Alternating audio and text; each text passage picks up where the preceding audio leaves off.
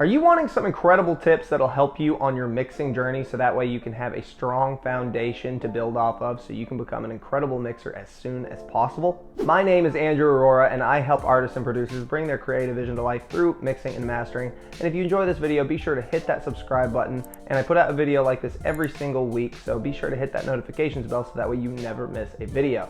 And today I'm going to be talking about 16 tips for beginner mixers to help you guys get started and lay down a strong foundation for you on your mixing journey. So let's jump right in. The first tip that I'm going to give you as a beginner mixer is start creating templates. So this is something I really wish that I would have started doing at the very beginning of my career, because I used to waste so much time recreating sessions from scratch every single time, and there's just no sense in doing that. All it does is waste a bunch of time, and even if you don't really know what you want to actually put in a template, you can just start by creating tracks for elements that are typically in the songs that you mix. So, you can start by just creating a kick track, a snare track, some vocal tracks, some guitar tracks, whatever genre of music you're mixing, just create those standard tracks, then just start building off of that, because that will save you so much time and you won't have to waste your time creating those tracks. And then as you continue to grow and learn what you like in your templates, you will then begin to add things like buses and your favorite plugins and your favorite routing, so that way you don't have to recreate that from scratch every single time. The next tip that I can give you is to understand the difference between musical and transparent EQs. So not all EQs are made the same, and there are different kinds of EQs. You've got dynamic EQ, musical EQ, linear phase EQ, transparent EQs. But for the sake of this video, we're just gonna focus on transparent and musical EQs. Musical EQs tend to be used more for boosting frequencies because they add what many engineers would call color to the frequency and have a musical type of sound when you boost frequencies on them. These kinds of EQs tend to have a pleasing sound to the ear when you boost frequencies on them, and an example of a musical EQ would be something like the SSL channel strip EQ from Waves, because this EQ was designed to model the SSL channel strip in real life and the musical tone that you get when you boost frequencies with the SSL channel strip.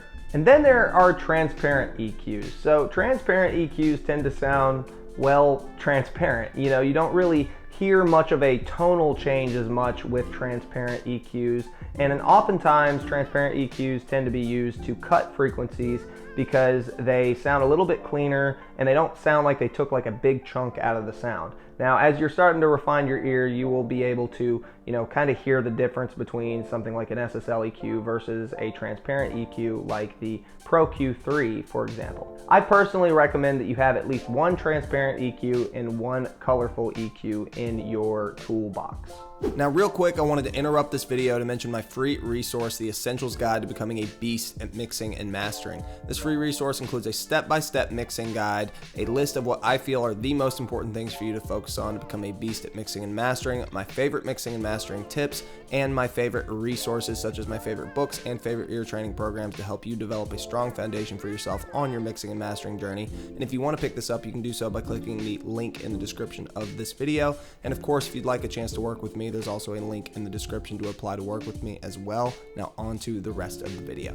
The next tip I have for you is to master your tools. Many people at the beginning of their mixing career fall into the trap of feeling like they just have to buy as many plugins as possible or as nice of gear as possible. And quite frankly, it's not the gear, it's the engineer. And I see so many people that just have tons and tons and tons of EQs and other plugins and stuff on their computer, and they barely use any of them. In fact, I've pretty much been using almost the exact same plugins for years now, and I only occasionally buy new stuff if I feel like it's gonna solve a problem for me, or if I really feel like that plugin is worth the money. And don't get me wrong, some tools and some plugins definitely are worth the money, especially if they're going to make your life easier in some way, shape, or form, or if they're going to save you time. But at the end of the day, it is important to get good with the tools that you have and then start expanding from there. And there's definitely something to be said about mastering the tools that you have instead of having more tools. The next tip that I have for you is learn how to use buses.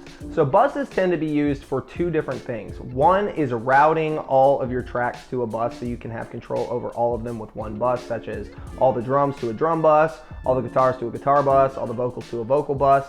And then the other reason that you would use buses is for parallel processing, such as sending tracks to your reverbs, to your delays, doing parallel compression like parallel drum compression, parallel distortion, parallel EQ, and so forth. Knowing how and when to use buses is going to be an absolute essential for you on your mixing journey. For example, if you're wanting to control all your drums with one fader and you're wanting to process them all together, then you are going to want to route them to a bus. If you're wanting to do parallel processing on your drums, then you are going to want to send them to a drum parallel bus.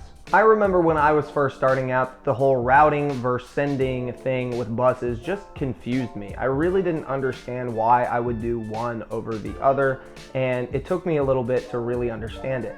The reason I might want to route all my tracks to the same bus is maybe I want to EQ or compress them or process them all together, such as my drums or my vocals. The reason that I might want to send all my tracks to a bus is because maybe I want to process them separately without compromising the original signal and then blend them both together. For me personally, I tend to route all of my drums to a drum bus, my guitars to a guitar bus, my vocals to a vocal bus, and so forth, and I tend to send to my reverbs, my delays, my parallel drum compression occasionally. You know, this is kind of a simplified explanation, but hopefully you are starting to understand the difference between routing and sending your tracks to buses. The next tip that I have for a beginner mixer is to understand the difference between insert effects and send effects. Some people you will see actually add a reverb directly onto the track or add a delay directly onto the track, but why would they do that instead of sending to a delay or reverb? And quite simply, it's because they sound different. Sometimes you don't want to change the original sound of a track, so you want to send it to a delay or to a reverb and run it in parallel instead. Other times you actually want to modify the original signal and alter the way it sounds, so you put it directly on the track. I actually tend to insert my effects directly onto my lead guitar tracks a lot of the time, and what I'll do is I'll put a mono lead guitar on a stereo track and then use stereo effects on my lead guitar, so that way I can actually make it sound wider and sound a little bit more ambient and bigger. At the end of the day, it really is an artistic decision. However, you may find yourself in a situation where you're trying to save CPU power, so instead of putting a bunch of effects on individual tracks, you'll just put them on a bus and then you will send everything to that bus, so that way you don't have to use as many plugins.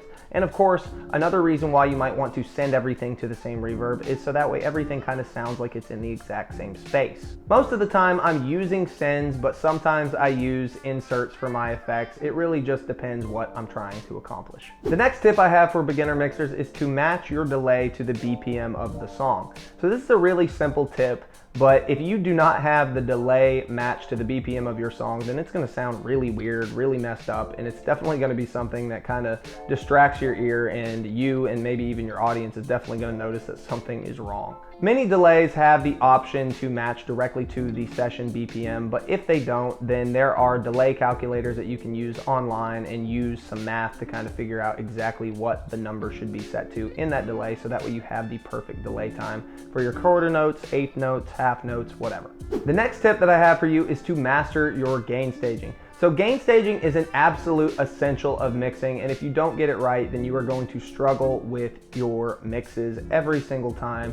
And gain staging is basically getting your volumes and your levels right in such a way where everything hits the way that you want it to within your template, within your mix, and that way you don't have, you know, any clipping or anything that's way too quiet. You have everything just hitting exactly the way that you want it.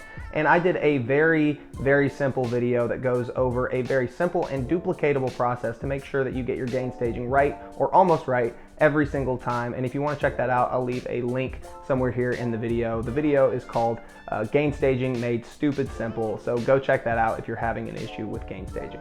The next tip I have for you is learning key commands.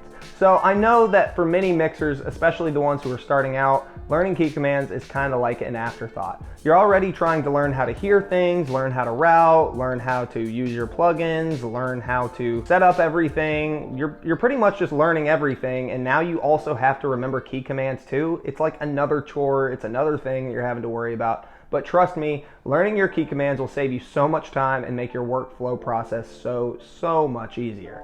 I know it can be a little bit overwhelming, but start simple. Start by learning key commands for saving your session and undoing and redoing actions, because things like this will just be stuff that you do all the time and will save you a lot of time, make your life easier. As you get more and more experience, start asking yourself, what actions do you do all the time, and is it possible to set up a key command or a macro to save you time?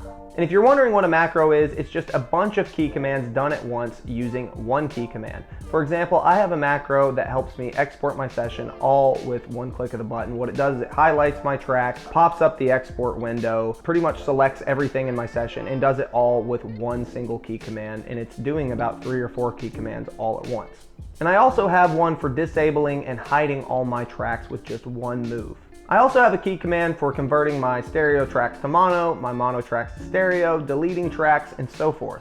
All of these key commands save me so much time, and even if it only saves you 5 to 10 seconds, think about if that 5 to 10 seconds is multiple times a day, over multiple days a week, over multiple weeks a month, and multiple months a year, and then multiple years of doing this, it's going to add up to hundreds of hours of time that you end up saving by using key commands.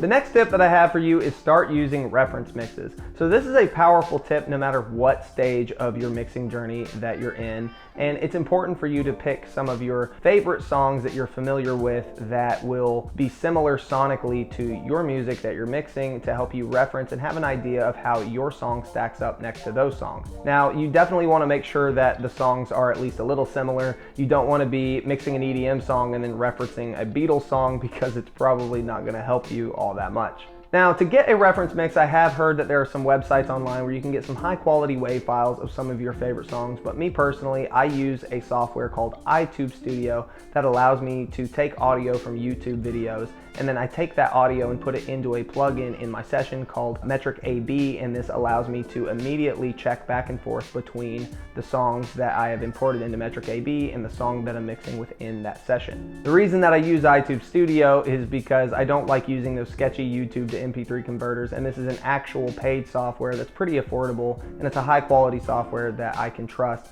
to get those audio files. Now, of course, the audio files that you're getting from YouTube may not be as high quality as a WAV file, but they definitely do the job if you just need to get some references. The next tip I have for you is make space for your kick and bass. Now, I know you've heard it a million times, I've heard it a million times here on YouTube, where people tell you time and time again to cut the lows out of everything other than your kick and bass to make space for those elements. And no, I'm not going to sit here and tell you to cut the lows out of every single element except your kick and bass, because maybe it doesn't need the lows cut out of it. At the same time, if it is an instrument that has low end frequencies that aren't contributing to the overall sound, get rid of it because it's not necessary, it's eating up your headroom, and it is taking up space. And the next thing is that you need to make sure that your kick and bass are working together well. So this can be tricky, especially if you're in an untreated room without a subwoofer, but using analyzers and using your car sound system can definitely be a great way to check your low end if you don't have an ideal environment. Now, many people will say check your low end on headphones, and aside from not hearing the room sound, I have never really understood this one because most headphones aren't even capable of reproducing those low end frequencies, and this has never personally helped me out at all. But point is, whatever method that you use to check your low end, just make sure that you get your low end frequencies right. The next tip that I have for you is don't over EQ your mix. So over EQing your mix can definitely destroy your entire mix, and this tends to happen a lot if you are mixing in solo more than you are mixing where you can actually hear everything in context with that element. You see, you're going to be the only person that ever hears that single element in solo, so it's not really important what it sounds like in solo, it's important what it sounds like next to everything else. Don't get me wrong, solo is definitely a good tool to use, but it can definitely be your worst enemy if you aren't careful. And if you EQ way too much, you're definitely going to be fighting yourself. It's actually, I think, a good practice to get to a point where you can just hear a sound, identify what's wrong with it, make an EQ move really quickly, and move on. A great exercise to help you start getting an idea of how to EQ quickly and identify what's wrong with your song is to start importing a track in with no plugins, no routing, and then do a rough balance of the song. And then what you're going to do on every individual track is put an EQ plugin on every track, and then give yourself only 15 seconds on each individual track to hear what is wrong with it, make an EQ move, and move on. And don't take any longer than 15 seconds because this will push you to listen critically, make a change, and then move on to the next element. After doing this exercise, listen to your song with and without those EQ changes and see how much of a difference it made. If you do this exercise over and over again, then you will learn how to identify quickly what is wrong with a song and be able to make quick changes. The longer you listen to something, the more your ears will play tricks on you, and the shorter amount of time you listen to something and the quicker that you can listen, identify the problem, and fix it, the quicker you will be and the better you will become. And of course, if you'd like to get a more detailed rundown on this exercise, you can go check out the video I did, the Ultimate EDM Mixing and Mastering Guide for Beginners. And this isn't just for EDM, this is kind of for every genre. I just happen to be using an EDM song in that video as my example, but I go over this EQ exercise as well as a balancing exercise to help out beginners. So if you want to check that out, I'll leave a link somewhere here in the video for you guys to go check that out. The next tip that I have for you is don't over compress. Now, I want to be very clear before I go into this tip. If it sounds good, it is good. There's no set in stone rule of too much or too little compression. If 10 dB of compression or a 10 dB EQ boost sounds good, then it's not wrong. Many beginners, just like myself when I started out, are afraid of doing too much because they are afraid that it's wrong or afraid that it will ruin their mix. There's no need to be afraid because at the end of the day, sometimes that's what it takes to sound good. But that being said, if you over compress too much, then it's definitely going to ruin your mix. Too much compression can bring out too much sibilance in the vocals, it can kill the transients on your drums, kill the movement on your guitars and your bass, and if you compress too much on your master, then it can just squash your entire mix by way too much and sound terrible. Over time, you will learn how to hear how compression bends and pushes and pulls the sound in such a way where you can tell what is too little and too much compression. You see, compression isn't just a tool for bringing louder and quieter parts together, it's also a tool for creating movement and taming movement, as well as adding color to a sound depending on what compressor you use. My best recommendation to make sure that you don't over compress something is to actually take a compressor and squash the crap out of something and then dial it back until it sounds right. And that will probably give you a pretty good idea of, what too much compression sounds like, and then kind of give you a good contrast when you get that compression right where you want it to be. My next tip for you is to mix at different volumes. So your ear is more sensitive to certain frequency ranges depending on what volume you're listening at. And on top of that, sometimes it requires your speakers to be pushed a little bit louder for them to sound the way that they're supposed to sound. Mixing too quiet can sometimes make it hard for you to really know what all is wrong with your mix, because sometimes you won't be able to hear all the details that you need to hear. But at the same time, mixing too loud can sometimes make you think that your mix is too bright or too harsh, because your ears get more sensitive to that upper mid range the louder the volume is. Mixing too loud will also cause your ears to fatigue much quicker, and if you're spending a lot of time on a mix or you're mixing multiple songs, then you do not want to do that. For me personally, I try to mix at a level where I can still talk over the speakers, but where I can also still hear everything just fine and my ears aren't really, clamping down on the sound in such a way where I can tell that it's too loud. And then as the mix starts to get more and more dialed in, I will bump the volume up for maybe a minute or two to see how it sounds at a louder volume, and then I'll bring it back down to a normal, reasonable volume. This gives me an opportunity to hear it at different volumes without wearing out my ears, and that's what I recommend that you do as a beginner mixer or at really any level of mixing. The next tip that I have for you is understanding phase. So phase is something that you definitely need to learn early on in your career, and basically phase is the relationship between two waveforms.